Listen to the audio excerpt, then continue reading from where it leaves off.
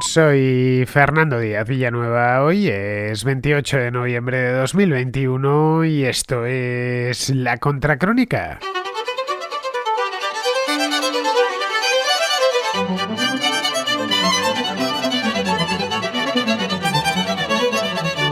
Bienvenidos a la contrarréplica, la última de noviembre, porque como os acabo de decir, estamos ya a día 28, la próxima será ya dentro del mes de diciembre y a un paso mismo de las navidades, pero para eso nos queda todavía casi un mes.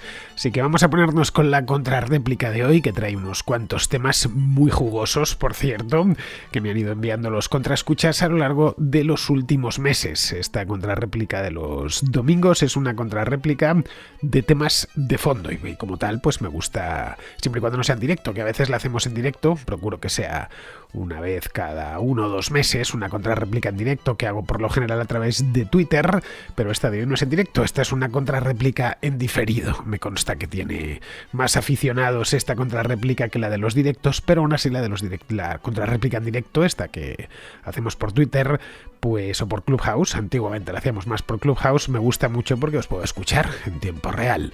Bien, estas que son en diferidos son de temas más de fondo, de temas un poquito más intemporales o un muchito más intemporales, porque si miráis la descripción del programa y los temas que vamos a tratar hoy, pues podemos hablar de ellos casi en cualquier momento, son grandes temas de nuestra época. Bien, si queréis participar, os doy el número, ya sabéis, solo sábados y domingos doy el número de la contra. Si lo queréis mirar entre semana, pues no tenéis más que ir a YouTube y está en la cartela, en la que se ve mi cara, pues ahí nada, ahí está puesto el número de WhatsApp. De cualquier modo, os lo doy, apuntadlo bien, metedlo en la agenda mejor y así ya no se os olvida. Es más, creo que para poder enviar algo de WhatsApp tienes que tener al tipo en la agenda o a la tipa en cuestión. Bien, es el 690-827909, más 34 por delante, si no, no me va a llevar nunca, tiene que ser de la duración entre 1 y 3 minutos y muy importante, tiene que escucharse bien, alto y claro. Bien, pues pasamos ya a la contrarréplica.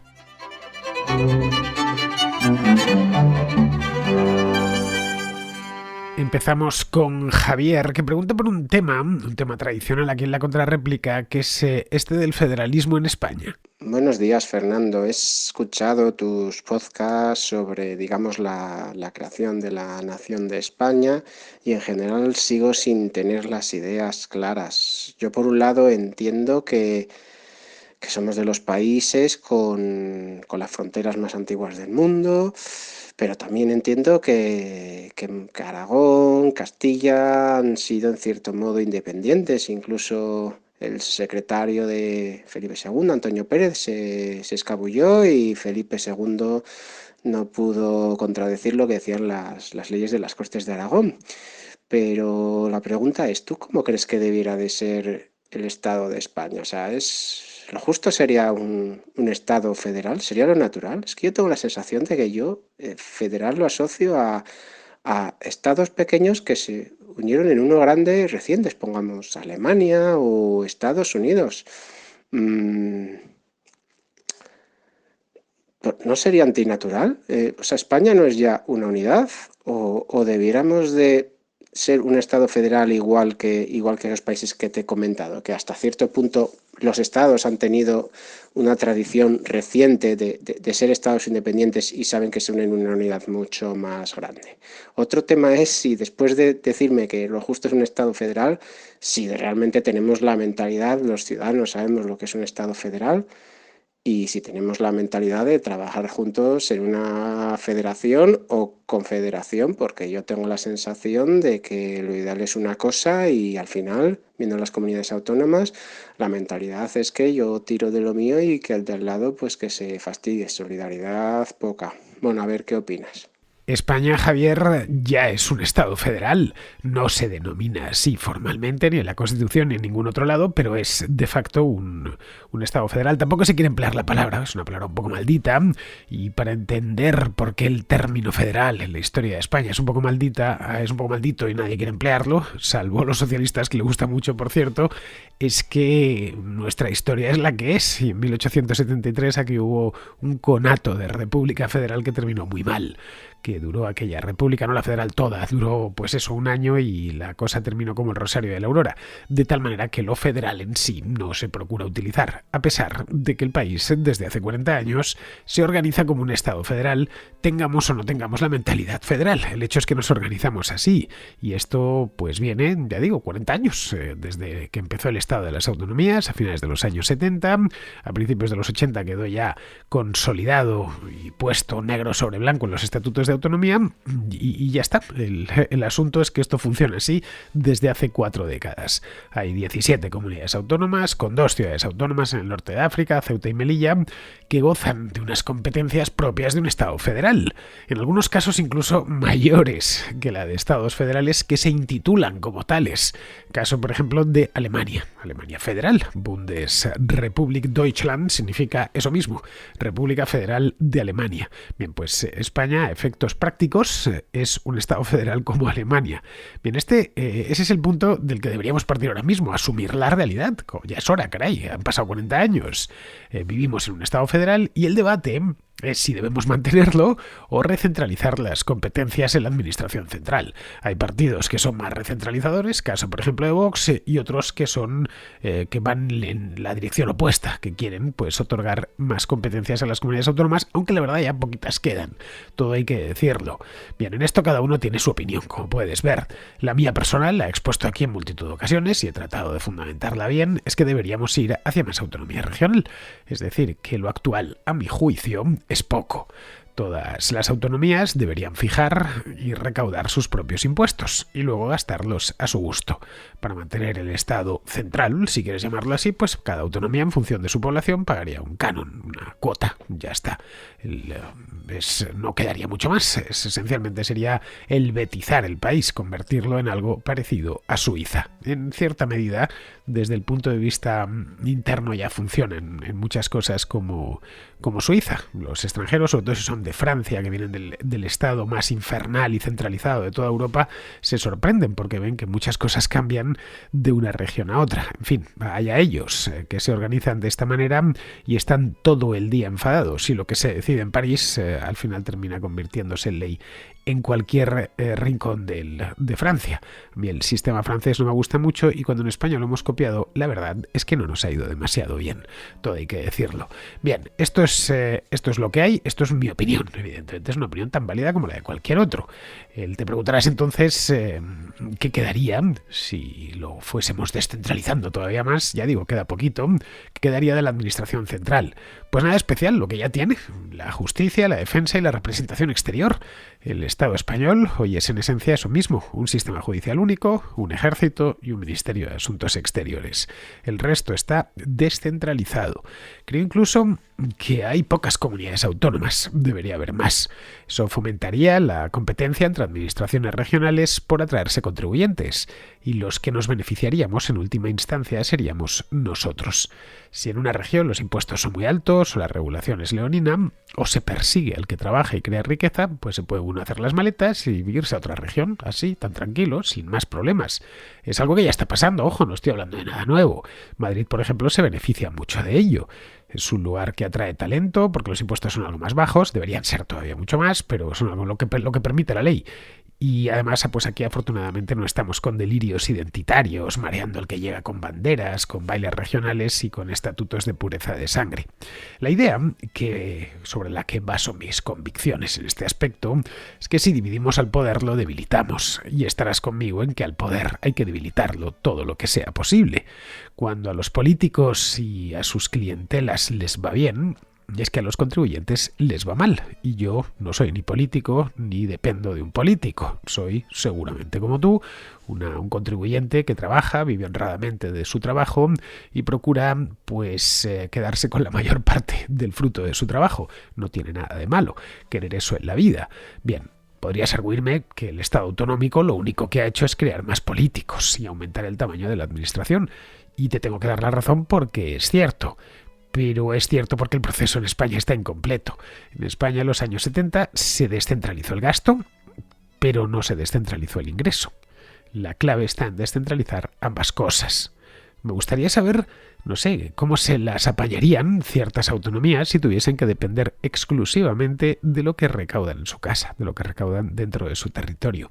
Te aseguro que no podrían mantener tanto gasto en personal y en proyectos disparatados. Y en el caso de que quisieran hacerlo, que es una posibilidad de vez en cuando, los colectivos humanos se pegan un tiro en el pie, no lo olvides. Bien, en el caso de que quisieran hacerlo, tendrían que explicárselo a sus contribuyentes. Tendrían que decirles a la cara que las calles están sucias, que son inseguras o que las listas de espera en los hospitales son kilométricas, pero que se gastan tanto, se gastan cuanto en una televisión autonómica, en abrir centros culturales por el extranjero o en cualquier estupidez identitaria.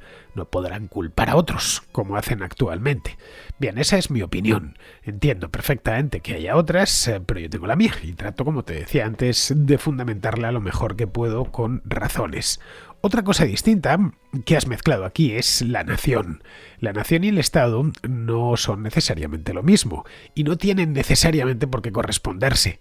Eso por un lado. Por otro, en una misma persona pueden convivir varias naciones. Si por nación entendemos lo que dice la Real Academia de la Lengua. Lo que dice en una de sus acepciones es conjunto de personas de un mismo origen y que generalmente hablan un mismo idioma y tienen una tradición común. Como ves, es bastante amplia la definición.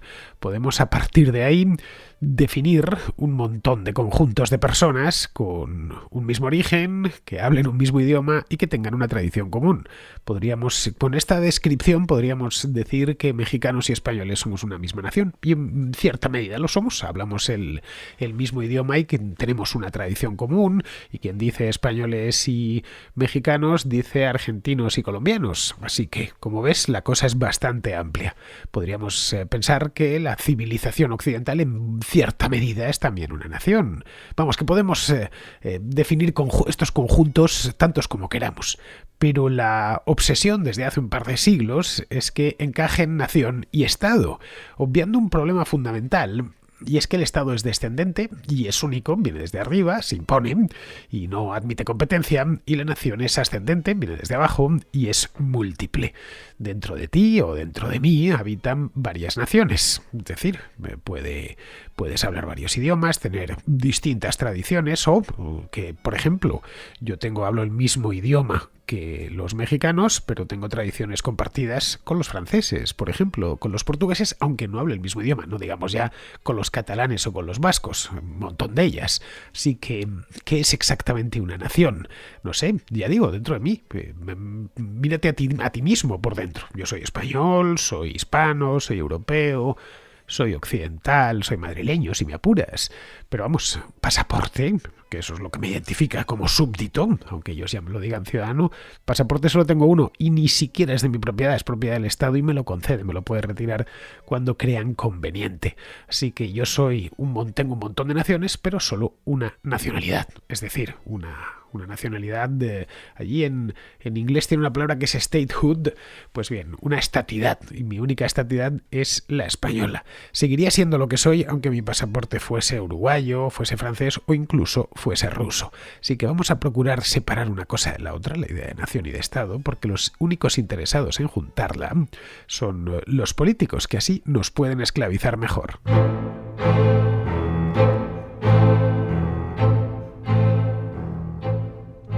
Seguimos con Elio, que nos habla de capitalismo y de medio ambiente. Y sí, bueno, el capitalismo, aunque no llegue a los crímenes del comunismo y socialismo, pues también ha cometido algún delito o crimen, si lo queremos ver así.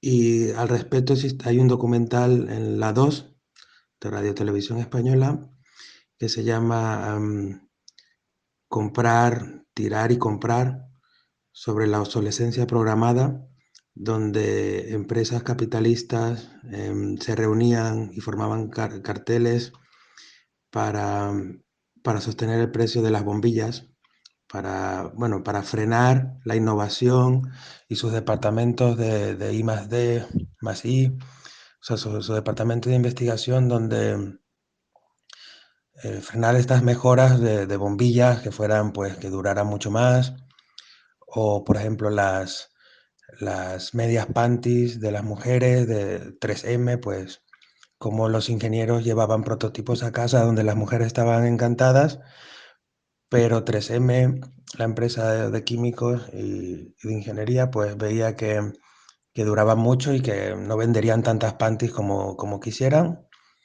y obligaban a los ingenieros a desarrollar productos de peor calidad que fueran de usar y tirar.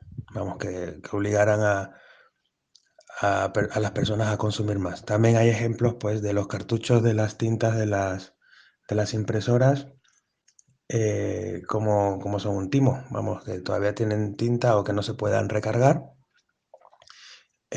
Pues también se habla al respecto. También sobre las baterías del iPod, hay muchos ejemplos, y cómo estos acaban en vertederos en países subdesarrollados o mayoritariamente en en África. Y nada más, me alegro por tu programa y un saludo.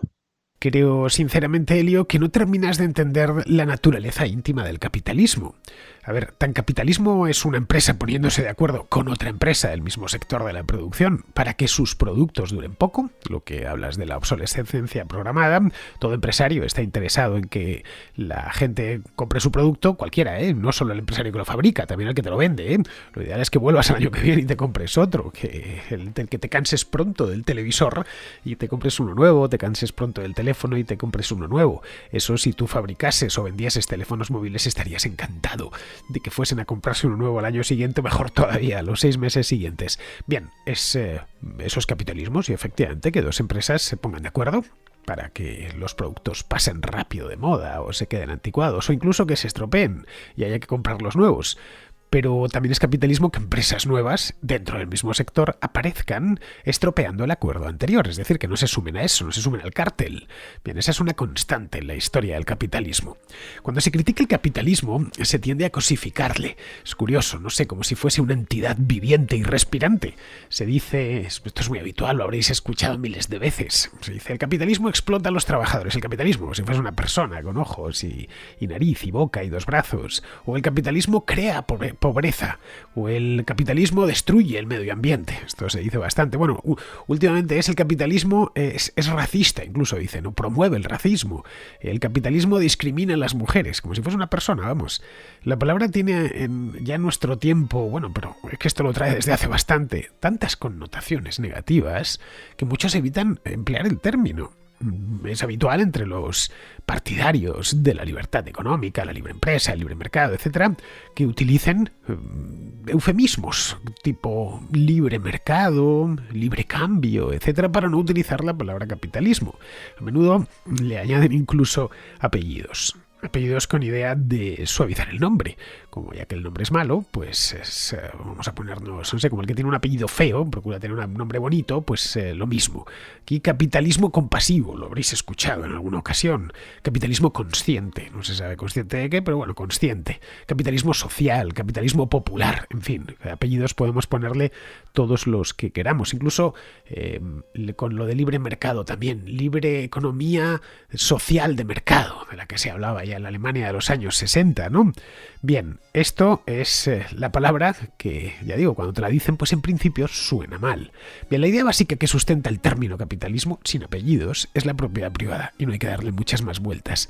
Esto es, la idea de que un individuo tiene derecho de propiedad y uso exclusivo de algo. Para el liberal clásico, y yo me considero un liberal clásico, el derecho de propiedad más básico y esencial que poseemos los individuos es nuestra propia persona. Somos propietarios de nosotros mismos. En otras palabras, que el individuo es dueño de su mismidad. Es decir, no puede ser esclavizado, vamos. El individuo tiene propiedad sobre su propio cuerpo, sobre su propia mente y, por supuesto, sobre todo lo que esa mente y ese cuerpo creen, sobre los frutos de su trabajo. En una sociedad de esos individuos, claro, vivimos en sociedad, siempre. Incluso el que vive apartado del mundanal ruido tiene que vivir en sociedad, porque no puede producirlo todo. No sé que seas una anacoreta, que te alimentes de lombrices en una cueva del desierto, que en ese caso vivirás poco. En cualquier vida, por solitaria que sea, siempre vives en sociedad, porque más en economías tan complejas como la nuestra, en la que la división del trabajo lo es todo. Bien, en una sociedad esos individuos establecen relaciones, interactúan entre ellos, en relaciones personales, en relaciones comerciales, de forma libre y voluntaria, mediante contratos escritos o verbales. Bien, la ley debe positivarse en esos principios, nada más. El capitalismo es una sociedad contractual. Bien, esa es la base misma del sistema capitalista, propiedad y contratos. Entendido así, la violencia y el fraude son incompatibles con el capitalismo. Lo que sí es compatible es que dos productores, de lo que sea, se pongan de acuerdo para mantener o para incrementar el precio de su producto. Lo que no pueden hacer es impedir a un tercero operar fuera de ese acuerdo. Esa es la parte interesante, porque ha permitido el avance tecnológico sostenido durante 2 siglos y que los niveles de vida en todo el mundo hayan subido pues tantísimo desde el año 1800 hasta a esta parte. Eso evidentemente tiene un coste para el medio ambiente, no vamos a engañarnos, pero es que toda actividad humana tiene un coste para el medio ambiente. Los seres humanos hemos ido transformando el mundo desde que nuestra especie se civilizó, era cosa de unos 10.000 años aproximadamente. La ventaja del capitalismo es que ha convertido en un producto la sostenibilidad, de tal manera que se puede emplear como argumento para competir. Hoy de hecho es un argumento comercial muy empleado. Está por todas partes, caray, no digo nada que no estemos viendo continuamente. Argumento comercial que muchísimas empresas de todos los sectores utilizan para captar clientes.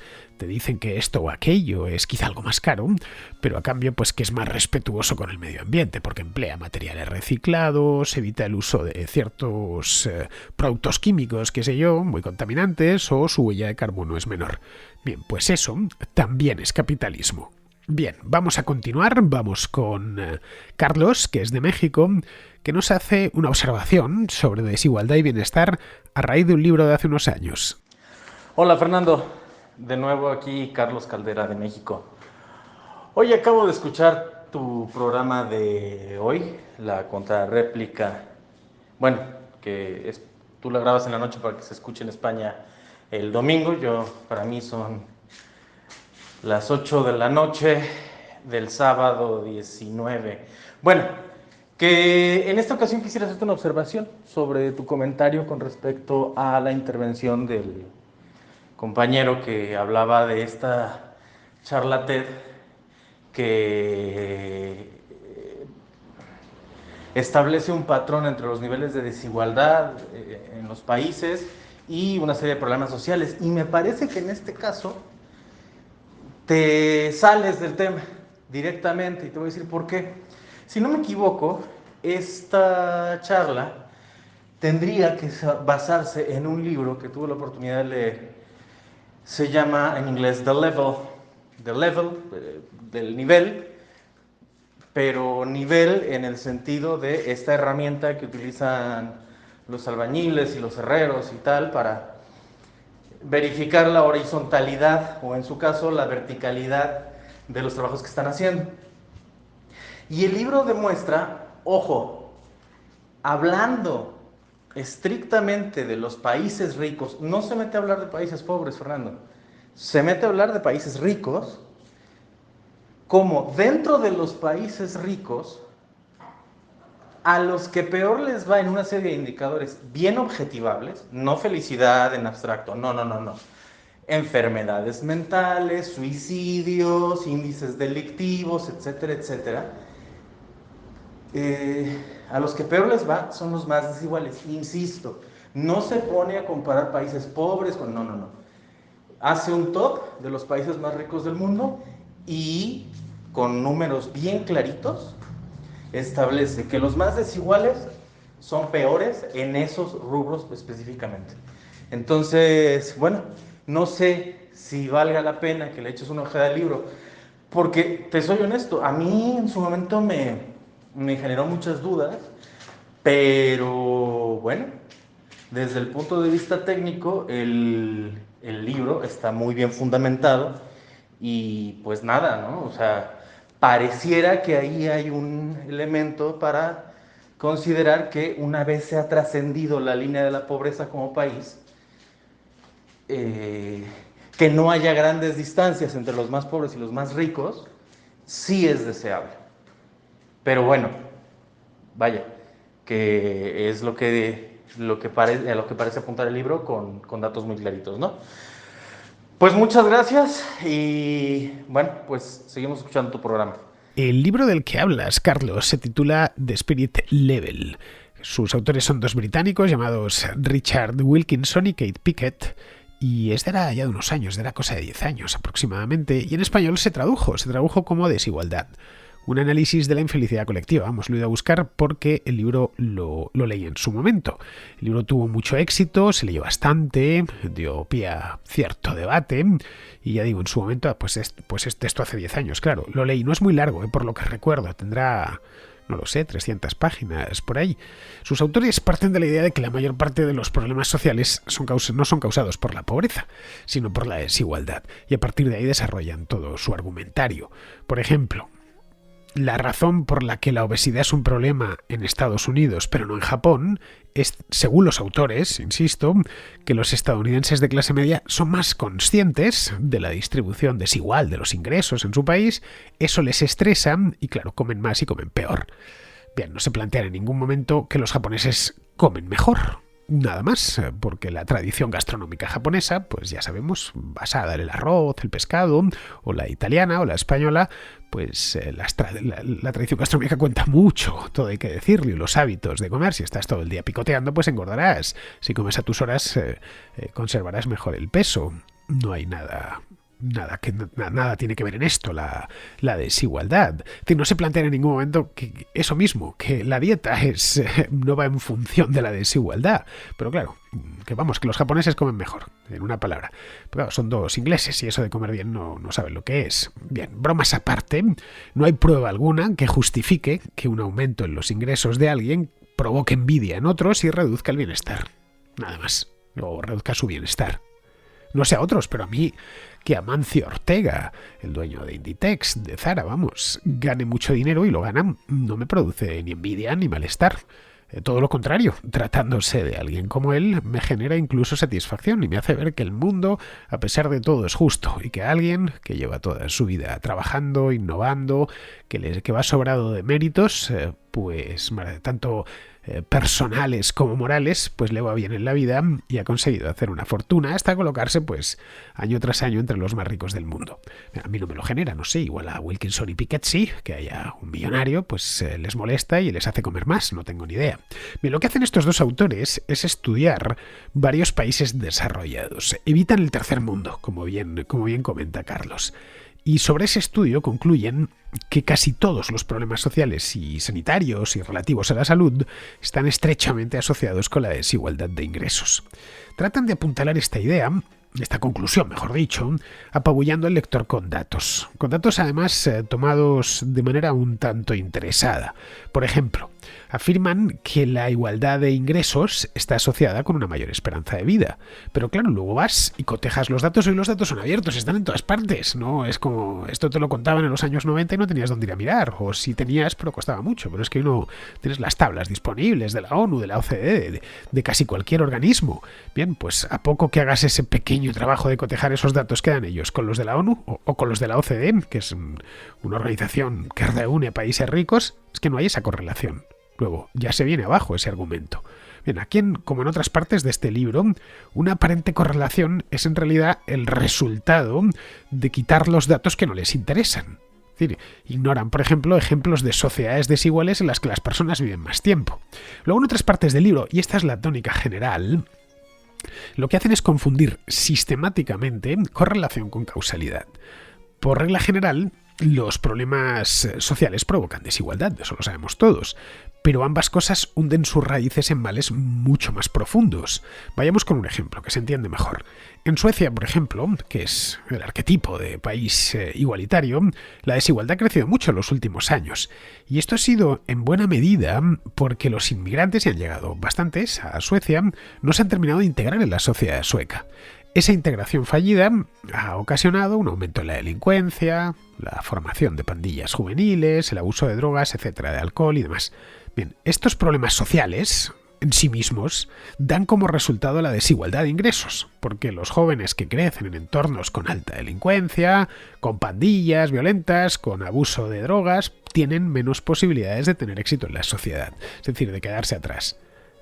Podemos abordar evidentemente este problema y tratar de solucionarlo de la manera lógica, que es que se cree empleo o que se reduzca la delincuencia en barrios con problemas sociales, pero que a mí me parecería lo razonable y lo natural.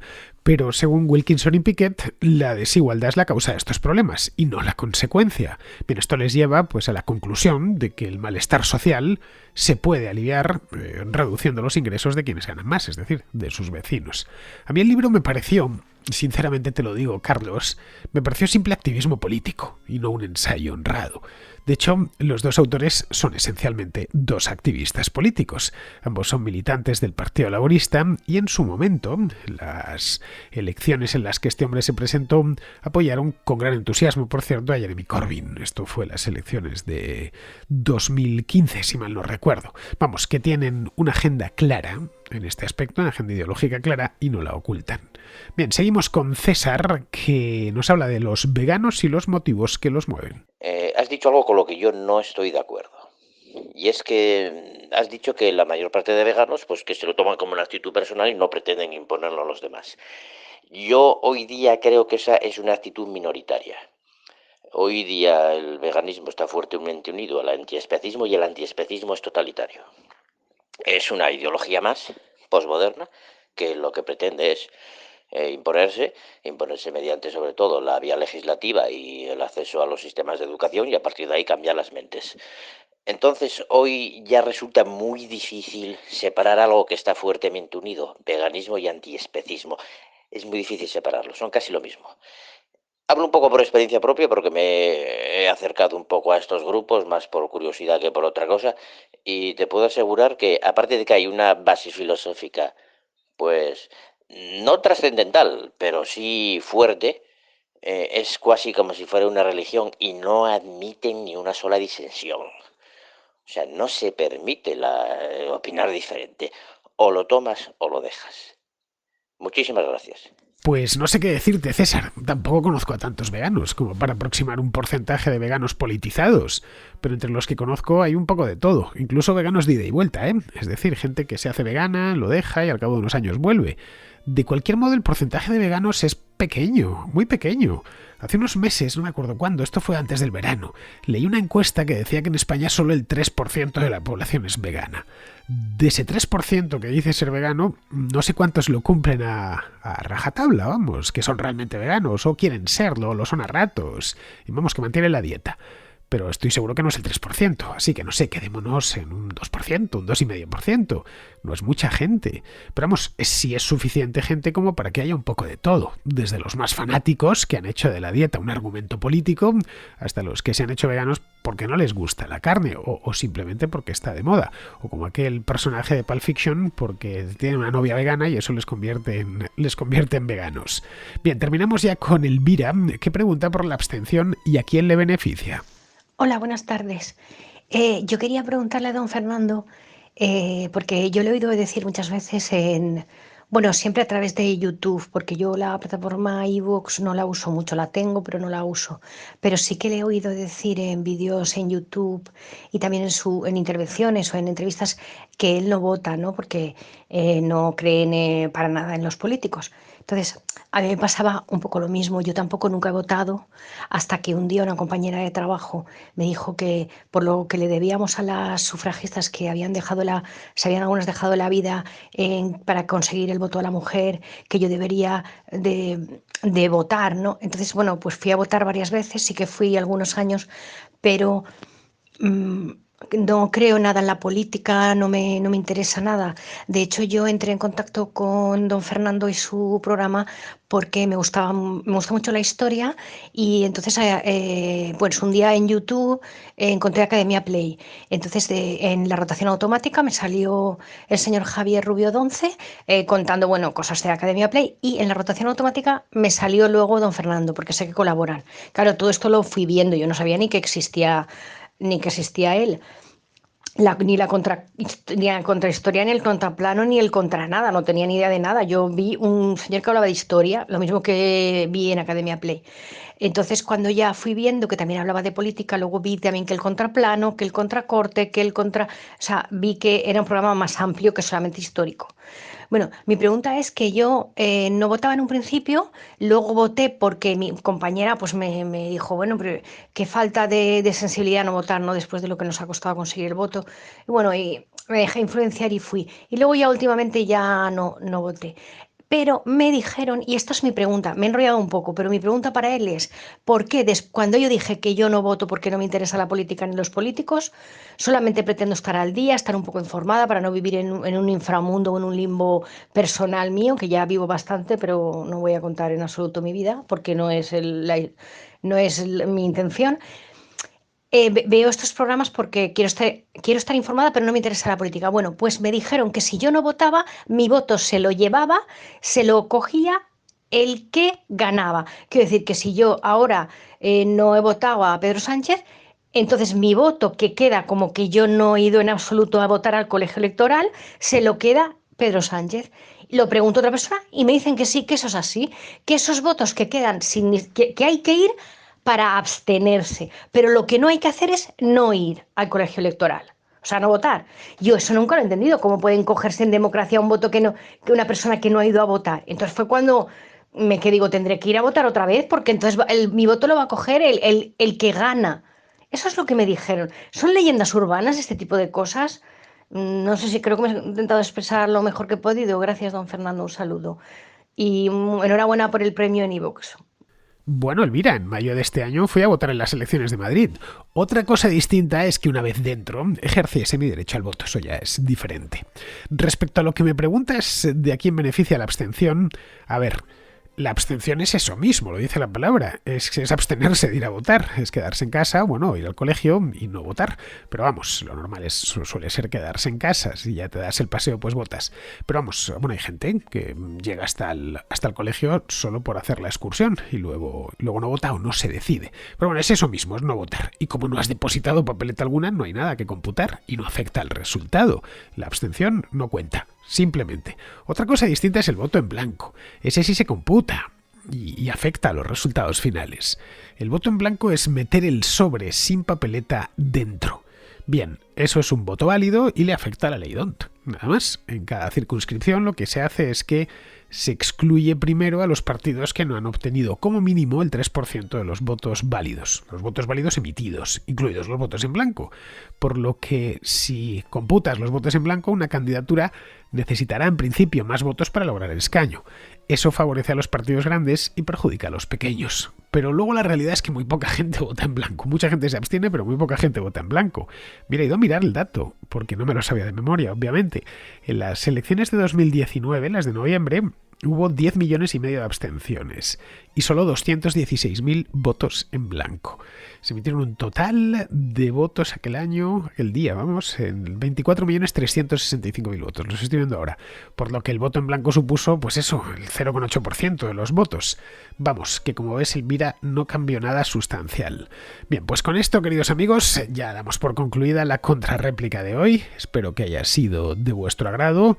Mañana es lunes, habrá Contracrónica y os espero aquí mismo, en este mismo programa. Hasta mañana, amigos.